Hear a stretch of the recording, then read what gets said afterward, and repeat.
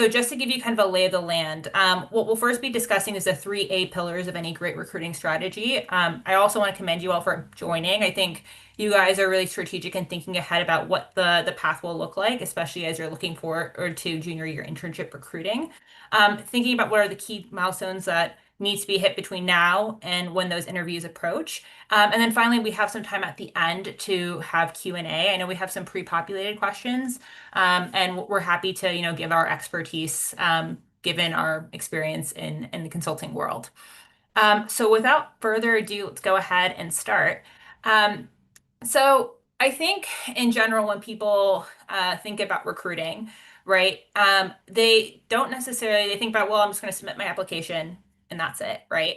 And what I want you guys to come away from this, conversation that we're having today is that really, really, it's not necessarily just submitting your application. There is a road or like a pathway before that.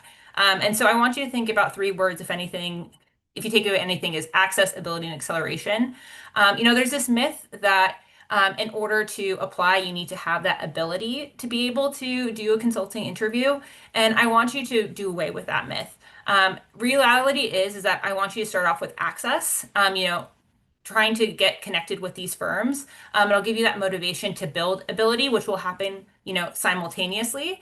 Um, and then we can get you to acceleration where you're, crushing your interview prep, really engaging with people in a thoughtful manner, and really accelerating your ability and your positioning with these firms.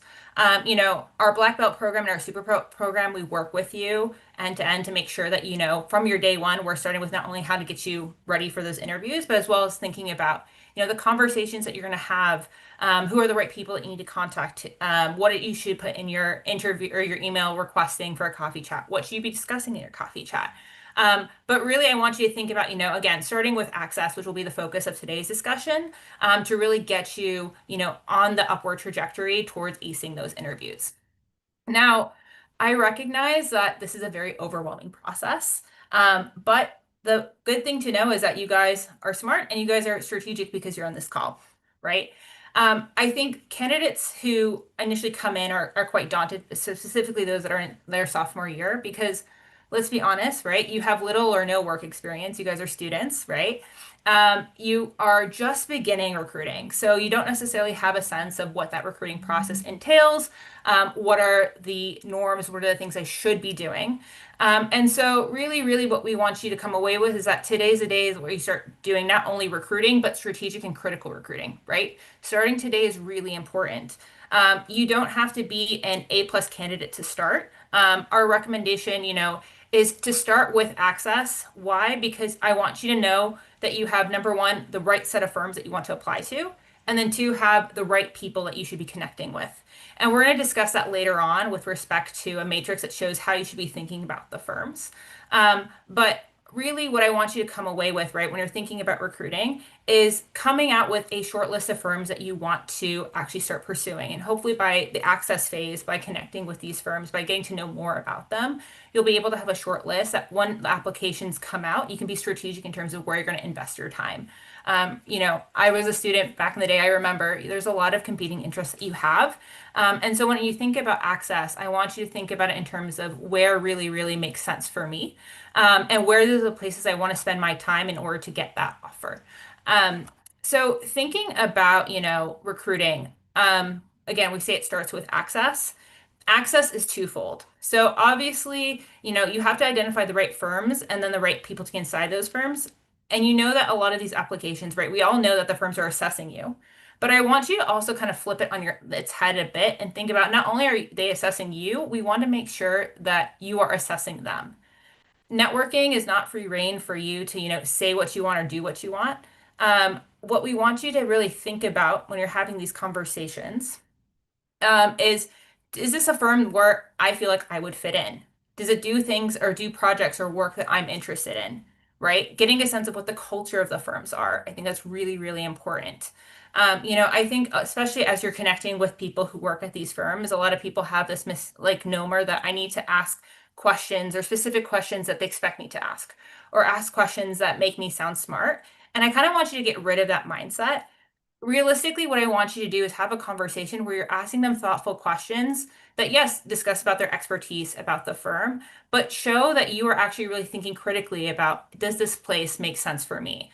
You know, when you think about the firm that you're going to choose, in a lot of ways, it kind of, brands you when it thinks that when you think about exit opportunities, right? I often tell people, you come into consulting, it's amazing, but I want you to think about where you're going to go after consulting, right? And so as you're thinking about your recruiting strategy, I know it's kind of thinking way further out into the future than you guys are probably already thinking. You're like, I'm just thinking about, junior year internships.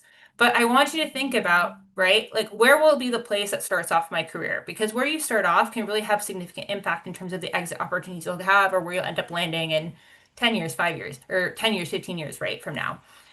So again, when it comes to, and not to be like a, to keep reiterating this. But one of the great things about working with MC is that, our coaches have worked with thousands of students who've navigated these challenging questions about, figuring out what are the right questions to ask, not only to show that like I have business acumen that I'm really interested in the firm, but also to help me figure out, is this the right firm for me to be, investing time in recruiting for? So again, we have all of that support for you. So I just want to make sure that you guys are very aware of that. So again, as you're having these conversations, right, and you're trying to figure out, what are the right firms, who are the right people that I need to be talking to within those firms, I think one of the best ways that you can actually do that is using these summer leadership programs. Right here on the slide, we have a bunch that we have identified. Bain starting as early as December 2nd, right? So we're less than a month out. One these programs are a really great way for you to actually get early access into the firms and build a network of advocates as well. These early leadership programs are there to help you get a foot in the door. And immediately after this call, like I want you to consider if you are eligible to them to start thinking about what that application would actually look like to apply. They are way more competitive than junior year and senior year recruiting, right? But strategic candidates know that if I'm able to get into there, I'll be not only, be able to understand the firm, but I'll have a leg up when it comes to junior recruiting. It's the easiest way, I think, in a lot of ways to get a full-time offer. Like in theory, an ideal candidate, if they're able to get into these programs, I want you to be able to parlay that, right, by connecting with recruiters, consultants, partners, through those programs, building up that network of advocates for you, parlaying that experience into a junior year offer or internship offer, and then parlaying that into a full-time offer. Um, you know, we these firms really want preferred candidates as soon as possible, and this is kind of the way that they're able to identify people that they think have promise to do well at the firm. And so again, smart and strategic candidates know that this is a great way, and we want to make sure that you have your, polished materials ready to be able to submit when the deadlines come. Obviously, your career center can definitely help with you in creating that package. We as well. But we want to put these on your radar just so, again, if you are like eligible to apply, to really consider applying to these programs. I know it might be a bit daunting. I know for some of you, you might not necessarily be fully set on joining consulting. But again, I think it's a really great way for you to easily determine in a fairly, you know, um, quick way if consulting is right for you. And if it is, does that firm make sense for me? And you'll be able to get real life experience and hands-on experience and understanding the mechanics of what it means to be a consultant, what kind of projects the firms do, and what kind of resources that they have. It's a really great way to meet people. And I honestly wish when I was a sophomore that I actually, took advantage of these programs. I was one of the folks who kind of figured out last minute my senior year that I wanted to do consulting. And it would have been significantly easier if I had thought more critically earlier in my, 4 years at college about, investing in applying to these programs because the folks I know that did it were able to not only start the job day one with a bunch of people that they knew in the office, they knew a lot of simple things as well about like where did the office mechanics, they knew all of the lingo, all of the things that gave them a leg up that I had to, quickly try to, catch up on in order to like meet their level. So great.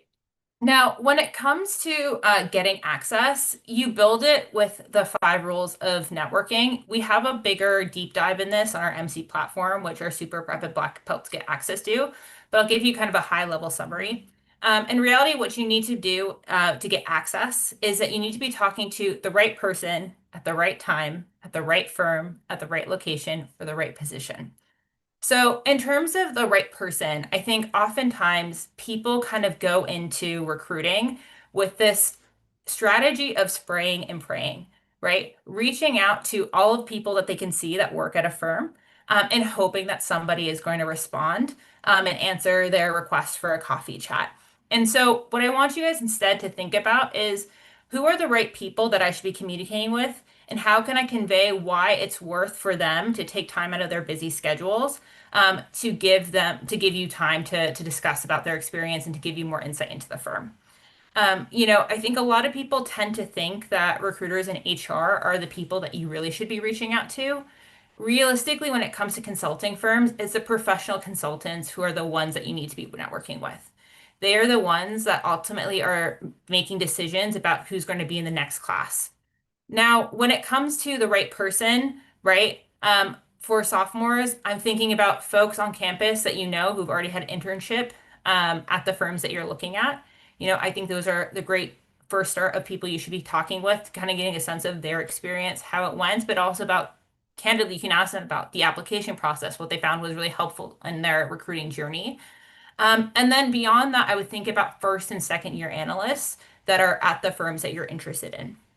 So again, when it comes to consulting recruiting, it's really the first and second year analysts that are the ones that are going to determine who's the next crop of folks that will be replacing them. I think oftentimes people say maybe I should go for like the highest ranked person at the firm if they're a professional consultant. So let me go reach out to partners. Partners or managers or engagement or associate partners, those are not necessarily the people that you should be engaging with now. They don't want to be engaged with you right now at this point in the process. Now, I'll caveat this by saying, if your mom's best friend is a partner at Deloitte, obviously leverage that connection. But if you don't have a connection to those individual people, right, again, focus exclusively on the first and second year analysts. Um, those are the folks that you really should be reaching out to. Um, Now, obviously there's a ton of first and second year analysts across all the consulting firms that you will be looking into.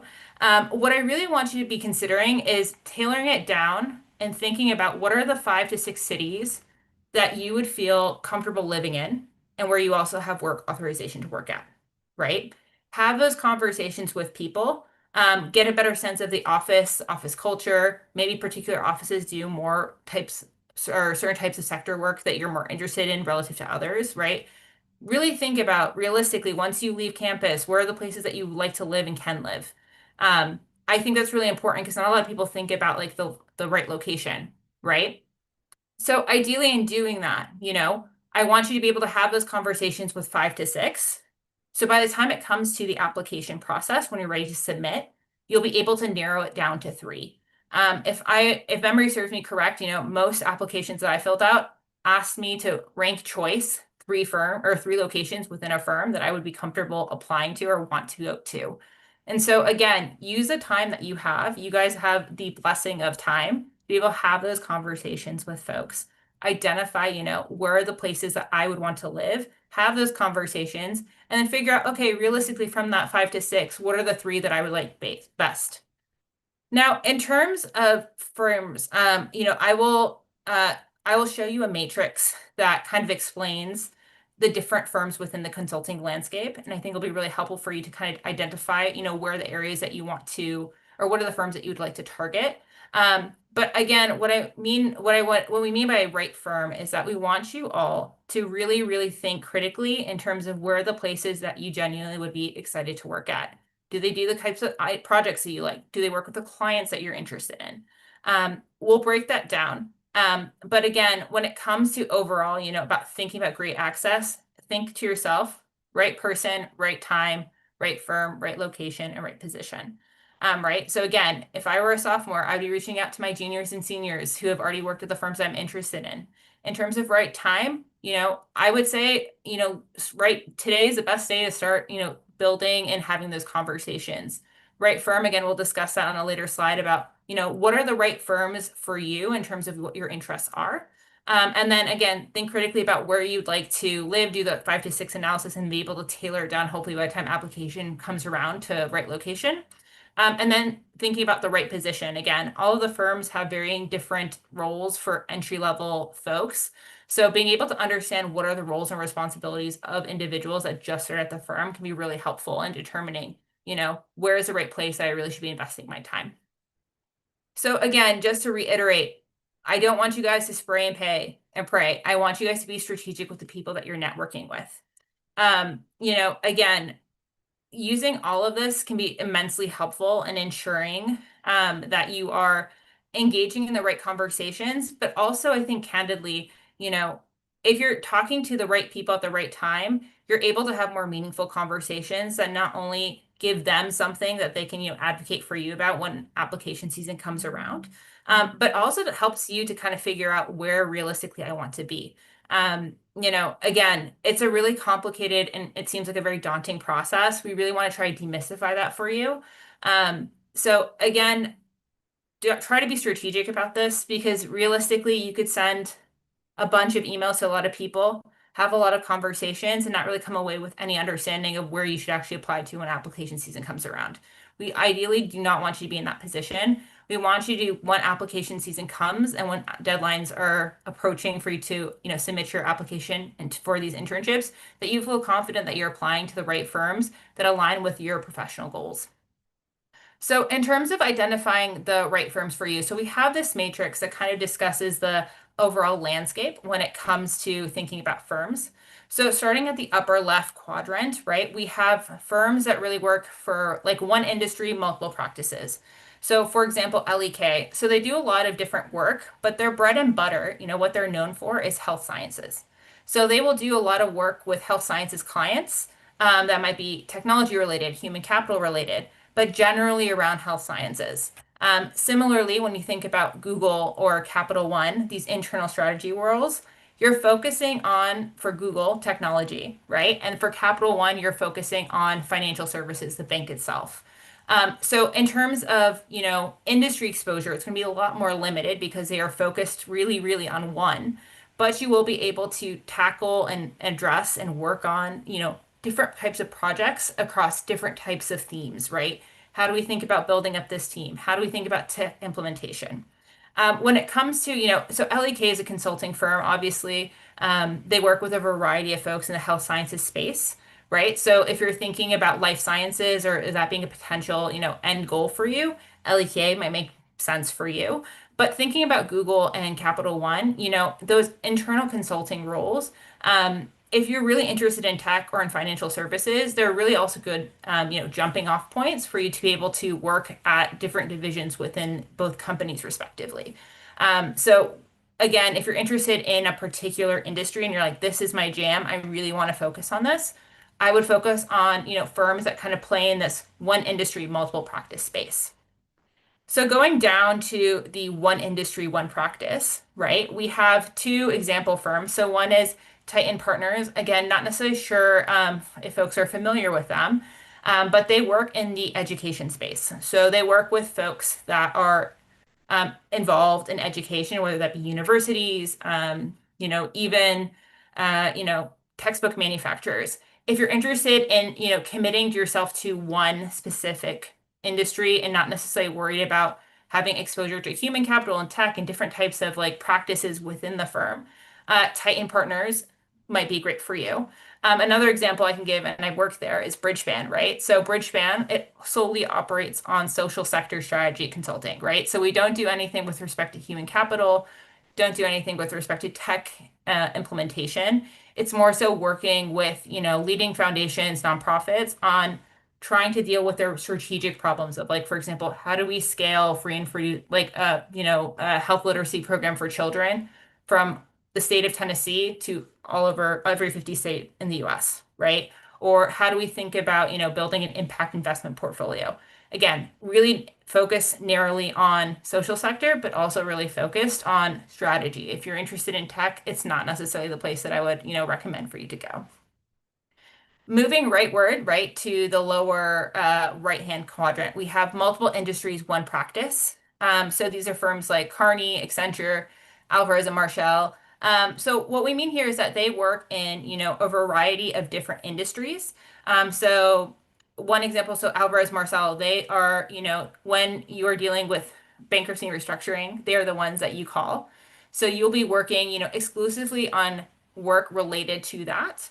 However, the clients that you will be engaging with will be across a variety of sectors, whether that be energy, healthcare, oil and gas, like any kind of company that is experiencing, restructuring or financial restructuring will leverage firms like Alvarez and Marthal to do for their support and for their insight. Another example is Accenture, right? They do a lot of tech work, right? That being said, as a technology focused consulting firm, again, they orient themselves as offering tech support and tech consulting offerings across a variety of different sectors. So you can think about things like if you're interested in oil and gas, or if you're interested in, um, you know, uh, CPG, or if you're interested in pharmaceuticals, right? They will work with a variety of companies that do a variety of different things, but really focus on that one key offering. And then finally, if you are someone who doesn't necessarily know what they want to do, and is kind of curious to kind of do all of it, you might want to be focusing on firms in the upper right-hand quadrant. So they do multiple industries, multiple practices. So this includes MBB, so Bain, BCG, and McKinsey, as well as firms like Deloitte, PwC, KPMG, right? So they offer a variety of different offerings to their clients. Um, again, around tech, human capital, strategy, operational consulting, all different things. And they also offer it to a variety of clients across a spectrum of industries. So, for example, my journey at PwC, I was working in industrial products one day, doing tech strategy. Next, I was doing, a human capital reorg at a oil and gas client, and then pivoted to do another offering as well, right? So, if for folks that want the broadest, I would kind of focus on the upper, right-hand quadrant. Again, when I was talking to you about earlier on that you should be thinking about what your career will look like even after you go out of consulting, right? I often tell people, where do you want to be after your role as a consultant? Which I know is kind of hard to think about. Knowing the quadrants and what kind of expertise or where they tend to play can be really helpful in terms of thinking about, what firm makes the most sense for me. If you want like the broadest of opportunities across a broad array of sectors, probably would want to work with the multi-industry, multi-practice firms. Focus there. If you realize, I'm really interested in the social sector, really want to focus there, probably would think about firms like Bridgespan, or even Titan. If you know that you want to, you're really interested in restructuring, I would focus on Alvarez and Marcel. So again, knowing where the firms are relative to this matrix can be really helpful and kind of helping you pinpoint where I should be investing time in and having those conversations with those people that would actually help me get a better understanding of the firm, but also can help me, give me the referrals that I need in order to get and land that internship offer. So as we mentioned, earlier on, right, we want you to start with access, but simultaneously you should also be thinking about developing the right abilities. And what we mean by abilities is that realistically, when it comes to your application and what you are, or your, I guess, candidacy, what you're offering, it includes not only your application, right, which we'll discuss in a moment, but it's also, are you able to do a case interview? Are you able to, pass with flying colors a fit interview? So as you're, having these conversations, we want you to also simultaneously be thinking about what are your application materials looking like? Are you prepping? Like what does your casing look like now? Where are the areas we can improve? And also, how are you able to narratively discuss all of the great accomplishments you've already done to date? So let's take a bit deeper into the abilities category. So step one is going to start off with your application. So there are three components of a successful application, and you need to really kill all three. So the first is going to be your resume. It's going to, highlight all the experiences that you've had. Then it's going to be your cover letter, as well as your digital assessments, which some firms offer now. And again, MC has a lot of resources there with respect to how to navigate those assessments, particularly because I think a lot of people have a lot of hesitation and a lot of stress around them. And again, we have a lot of materials and even practice assessments for you to, try out and do in order to be able to better understand like really what they're trying to assess. Realistically, right? Like, I don't think any of you should be coming into your application and kind of putting a stake in the ground and saying that you're a subject matter expert. You are not. To be perfectly candid, what they're really looking for across all of these, right? And they're looking, at your resume, cover letter, these assessments, as well as your GPA and test scores, obviously, that will be demonstrated in your resume, is that they're looking for transferable skills, right? So as someone reviewing interviewers and assessing candidates, what I'm really trying to get a sense of is like, what skills do you have and how can I transfer them into the projects that I'm doing? And it doesn't necessarily have to be that you have an experience or tons of consulting experience to be able to pass that threshold, right? We're going to dig in deeper in terms of how you're able to demonstrate, these transferable skills. But I want you again for you to think about this in terms of I'm not trying to come in and say that I'm the expert on, energy. To be quite honest, none of you are because you guys are still students. You haven't worked yet. That being said, thinking critically about these three components is really important when it comes to killing your application and making it really stand out amongst all the other folks that are applying for the same role as you. So thinking about, how can I show these transferable skills? Let's start off with your resume, right? So there's three sections on your resume. I want you to include these three to ensure that it demonstrates not only your interest in business, but also analytics, right? Because firms are really expecting you to not only be interested in business, right?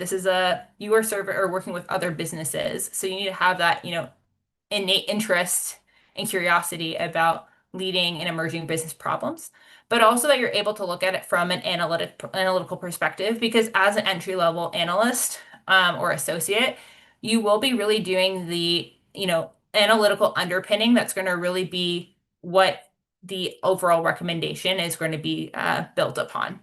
So thinking about this, right? So looking at your resume in terms of your education, what they're really looking for is pedigree. So it doesn't necessarily have to be where you go to school, right? But what they want to know is, you know, where are you going to school? Like if it's not a name brand school or a top tier school, that is fine. What I want to know is like, did you get like the most exclusive scholarship at that school? Let me know, right? Were you a recipient of a incredible award that only like four students get at your university? That's something that you should be highlighting. Also, they want to see your quantitative skills. So if you've taken any quantitative classes, would be helpful to highlight. Um, if you have, I think by and large, most universities are offering some sort of or requiring some sort of quantitative class for all majors. So demonstrate what are the areas where you have demonstrated or did quantitative things in school. And then finally, performance. So looking at things like your GPA, your test score, right? Have you received honors? Realistically, from education, what I'm trying to get a sense of is can this person be taught something, right? And can they be taught at a high level and be able to perform well? That's really, really, as someone who has reviewed interviews or resumes for, the upcoming class of the folks that would replace me when I was an analyst, those were like the questions that were in my head. Has this person have a demonstrated academic experience of being able to learn something difficult and then be able to do it at a high level? The next thing I want you to focus on is when you think about your experience, right? So have an area in your resume that discusses the experience. Ideally, what you want is brand names, right? So again, if a brand name internship that you have, right? Like let's say you worked at JP Morgan. I know that JP Morgan has a high level or a high standard for students, right? And so in some ways I can get them to co-sign that you are able to do well. And if they are able to co-sign you, I definitely want you on my team. Analytical abilities. So I want you to be able to tell me what kinds of analysis did you do in your job, right? Quantify the impact that you did. Well, how many analyses did you do? Did you, do a analysis of like 500 transactions to determine something, right? Business understanding. So again, I think a lot of people tend to focus on what was like their job title and their job description. I don't want to know what you did. I want to know about what are the things that you did during your time, during your internships or during any work experience that you've had, and how did that improve the company? What did you learn about the firm by doing the work that you did? And then also distinction, right? So in this case, what I want to talk about, if you got any, particular uh, awards during your these internships or during your work experience, call them out. If you were able to demonstrate, impact, call that out.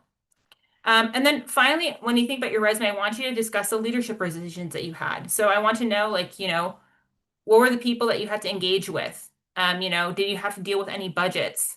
What kind of impact were you able to realize? It doesn't necessarily have to be that you were, president of your school. You could have led an incredible, orchestrated an incredible event on campus that 500 people came to you at a budget of $7,000. You were able to raise X amount of money for a nonprofit organization, right?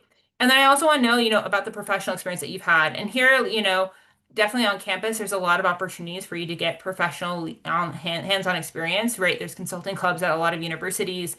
There's ability for you to actually engage with, businesses. I want to see as a professional or as a person in leadership, what have you done that has demonstrated your ability uh, to, lead work, to be able to deal with, complex questions, and what was the impact of it?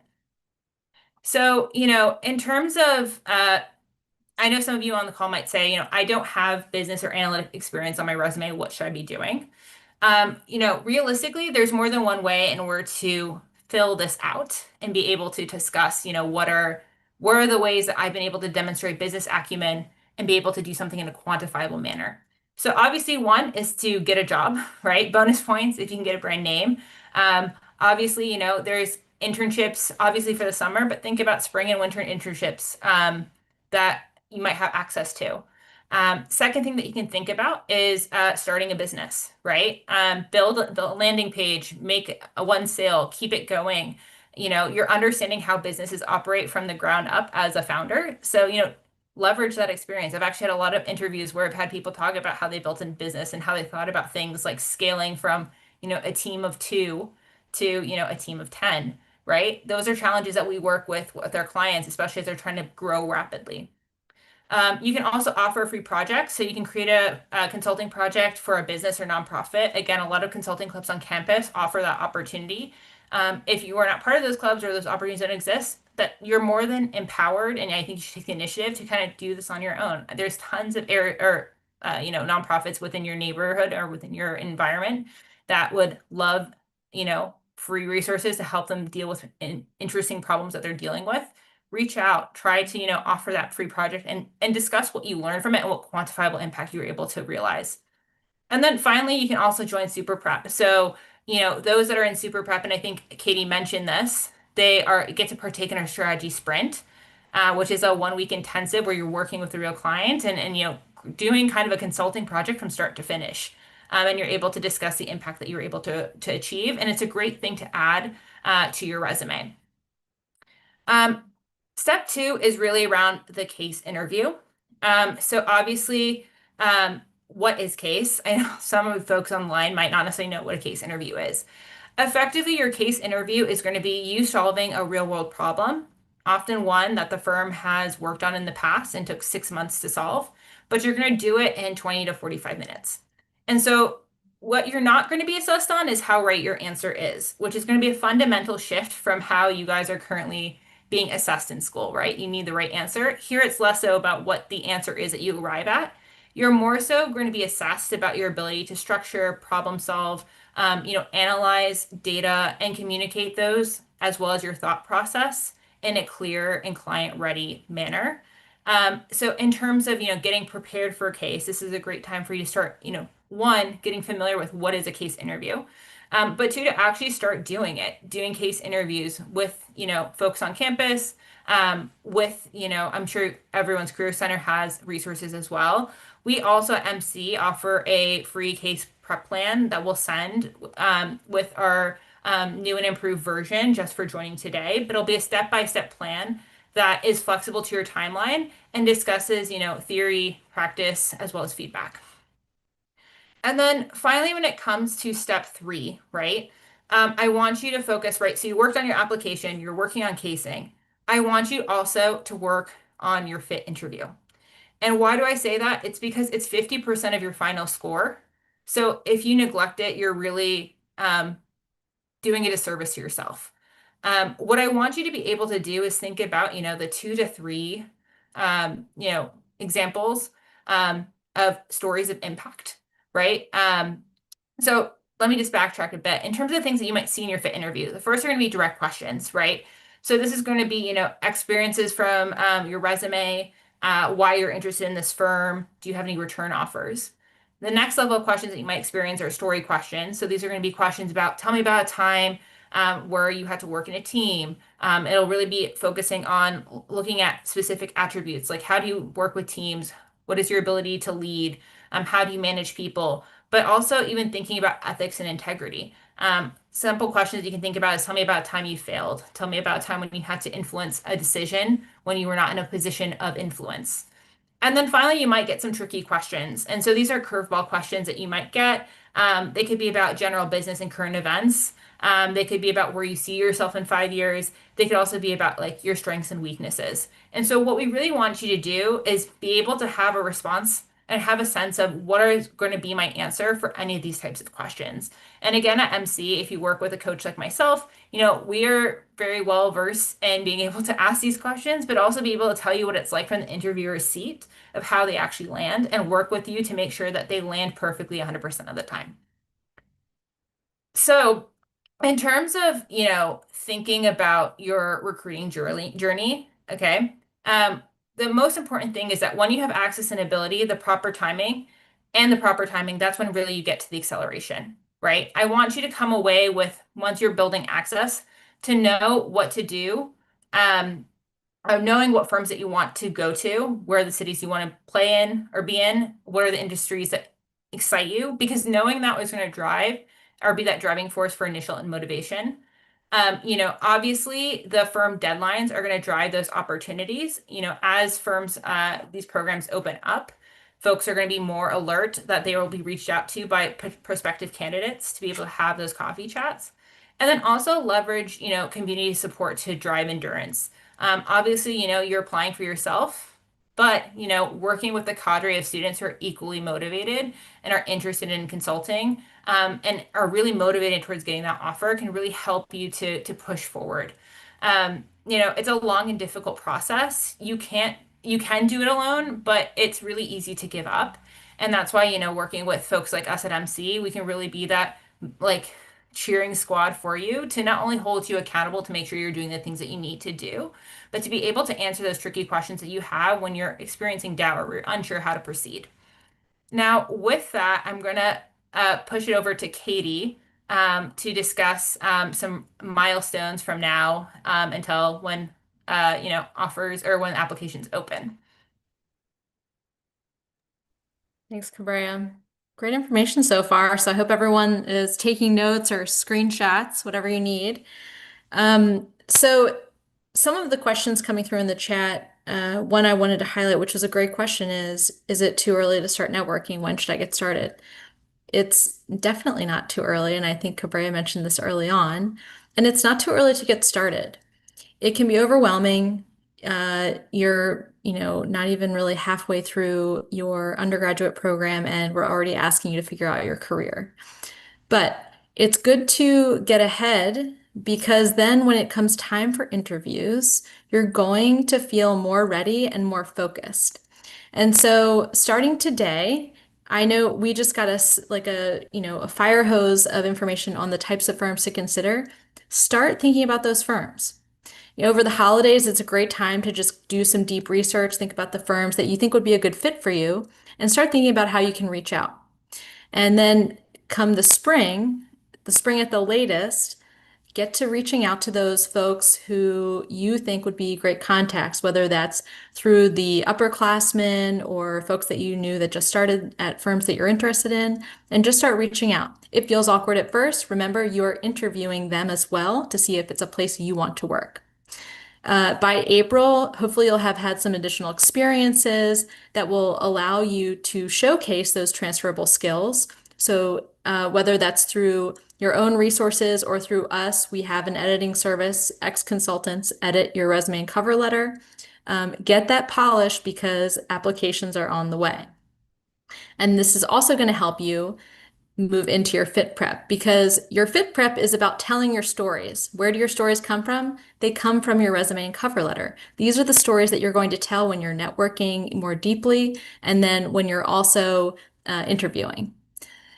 And finally, June is going to open the doors off to the races. You have just probably finished finals and you're ready to do whatever you're doing over the summer, whether that's another internship. You'll have all of this taken care of, and you can focus in the over the summer on just preparing for those online assessments and interviews. So this is a way to pace yourself over time and show up in the summer ready to just focus on crushing the interview. We have black belt, as I mentioned, in super prep. If you need an experience and you can't find something through your own resources, starting your own business or offering free consulting projects, whatever, we have super prep, which includes a strategy sprint. We're doing one in February, and we'd love to have you join.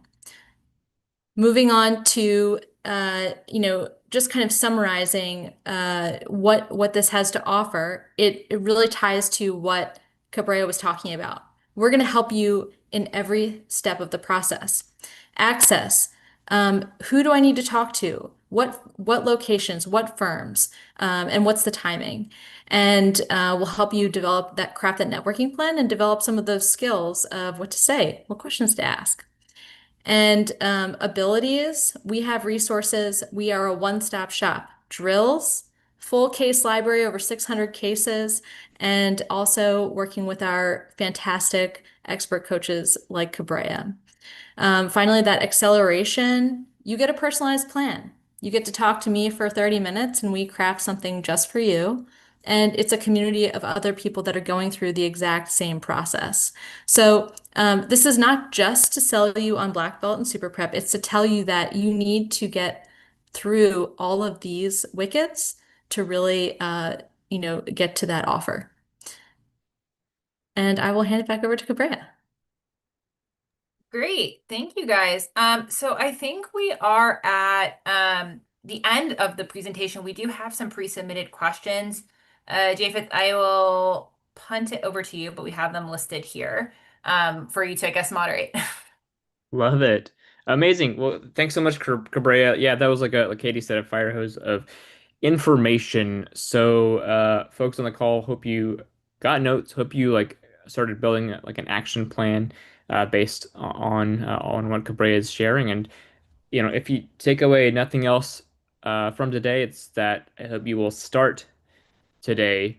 You get the holidays coming up, should have some extra time, and so great time to start getting hitting the ground running with networking as well as that case prep and kind of skill building because that is a unique skill to have in your docket. Okay, we've got 9 minutes left, and so we're going to answer as many questions as possible. Me and Katie have been answering questions in the chat. We'll continue to do that. But I just want to start with some of these questions that y'all submitted ahead of time. So thank you to those of you who sent in questions. There's like 100 more, but we chose kind of the ones that we felt like were the most relevant for the biggest group of people. So we'll get going. Cabrera, I'll toss this one to you for the networking category. What's the best way to get a recruiter's attention? I think the question behind the question is there, do I need to be networking with recruiters? Yeah. What's the best way to get attention through LinkedIn, especially not from a target school? Yeah, so again, I'll reiterate, the recruiter is not the person that you should be interacting with. It's really the analysts 1 to 2 years out of graduating that you should be reaching out to. So, recruiters, HR, lovely people, but they're not really the ones that are making the decision of who actually advances to the next role. They're kind of just the people who intake and work with universities in order to establish methods for them to intake all the applications. So really, instead of talking to the recruiter, I would instead be focusing on folks that are 1 to 2 years out from graduating and connecting with them. If you're not from a target school, I think that's fine. What I would then actually focus on is like if there is somebody from your school that works at the firms that you're interested in, I would focus on that kind of outreach. But if not, then I would think about the location that you're interested in. Again, thinking about those 5 to 6 that you're interested in, reaching out to them and getting a sense of their experience, but also being able to communicate, what is the best approach given that you might not be from a target school. Wonderful. Oh, Thanks, and it looks like Cabrera. Jenny Ray just joined as well. Jenny Ray, whoa, we've got the celebrity in the house. Jenny Ray, hey, you want to say hi to the folks here? Hi everyone, welcome. I'm sure that Cabrea and Katie have answered every question you could possibly have. I'm just here for some spice. I just throw that cayenne pepper right in there. So like do it, right? Do it. Don't hold back. I completely didn't do anything my entire undergrad career and had to do probably 3 times as much work afterwards. So you guys have a really cool opportunity. You're way ahead of the game. So don't let that slip. That's my only advice to you today. Love it. Okay, great.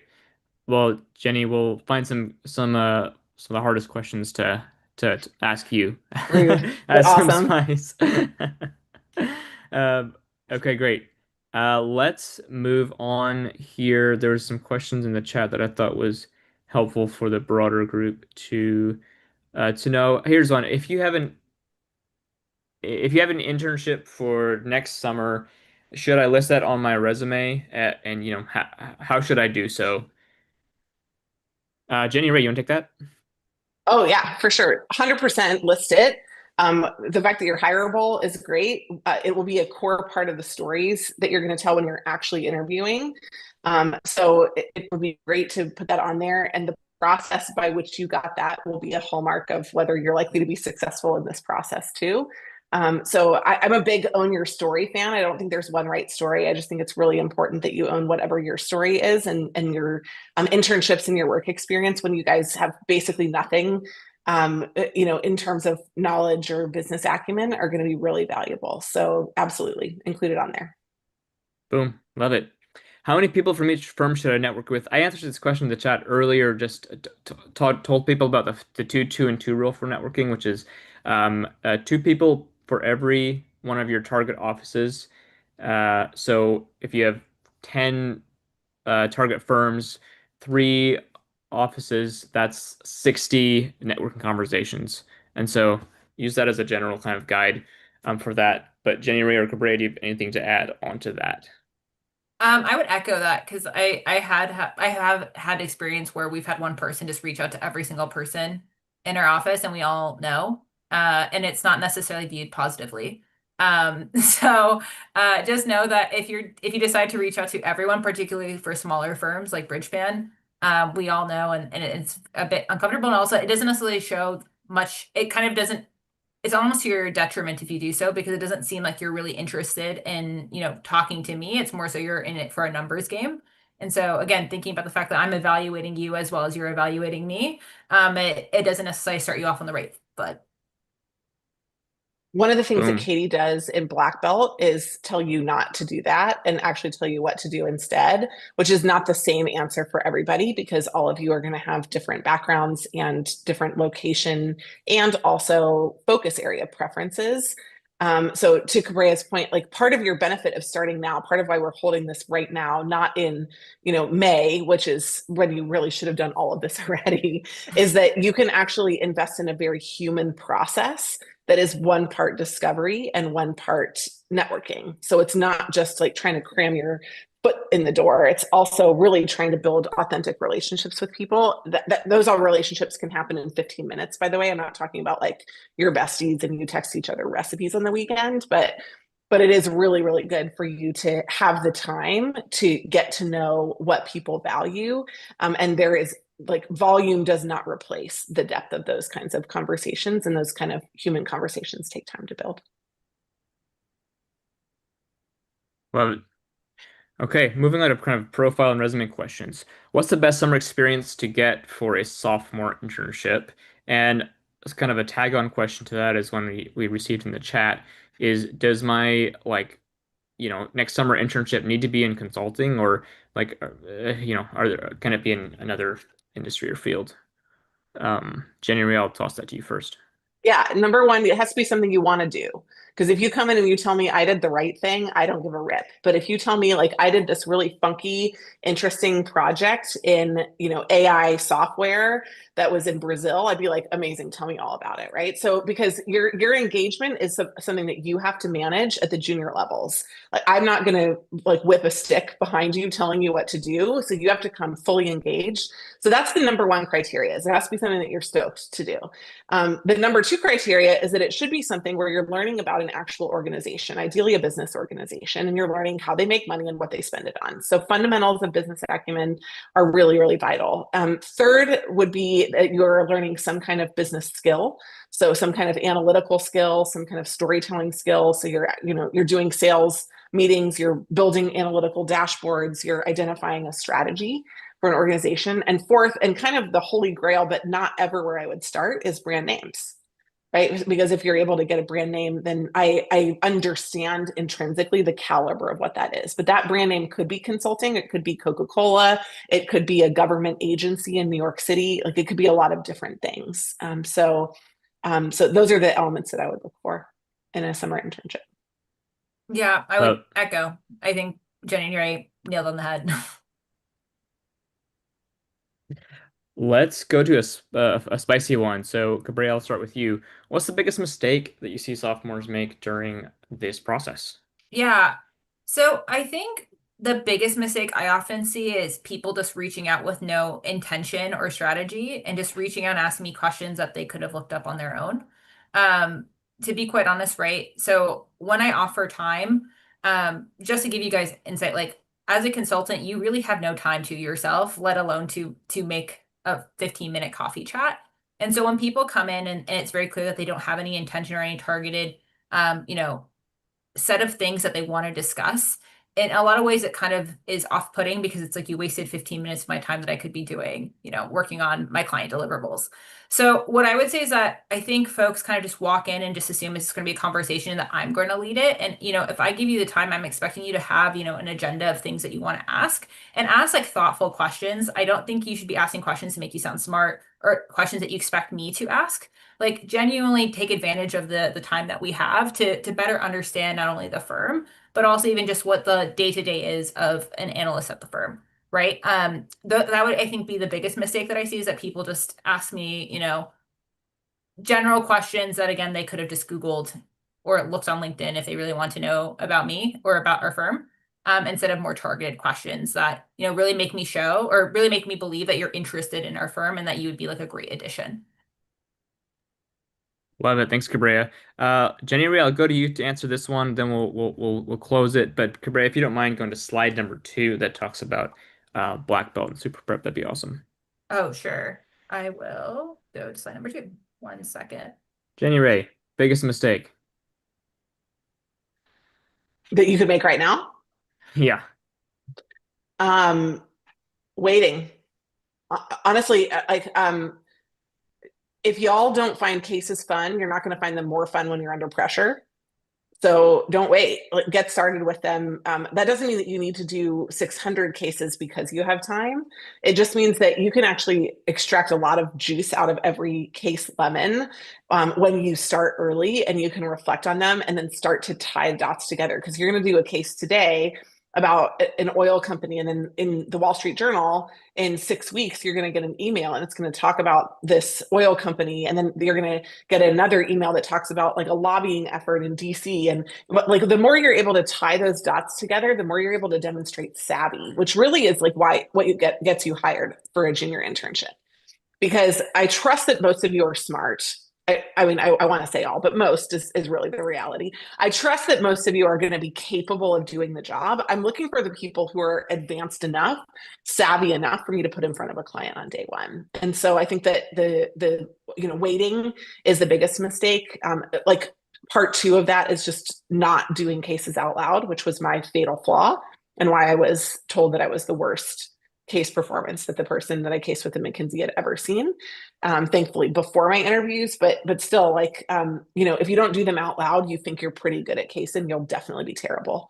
So you got to practice these things out loud. And when you do it, it will build the same savvy that they're looking for from you on the job.